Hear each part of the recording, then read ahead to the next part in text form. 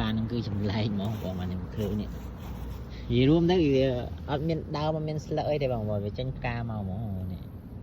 អត់មានយកមកដោតទេណាបងប្អូននេះមើលនេះគឺផ្កាហ្នឹងគឺវាដឹងវា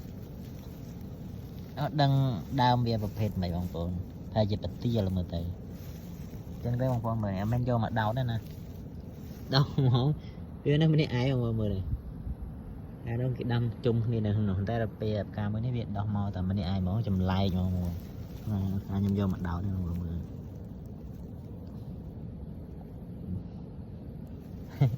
ចេញមកតែម្នាក់ឯងបងប្អូនទៅនៅនេះតា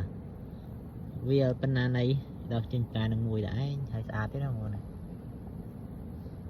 ខ្ញុំមកដឹងគេហៅថាផ្កានឹងជាប្រភេទផ្កាអីទេបងប្អូនវាដោះមកម្នាក់ឯងអញ្ចឹងហើយនៅជុំវិញហ្នឹងគាត់មានដើមអត់មានអីអត់មានស្លឹកអត់មានអីបងប្អូន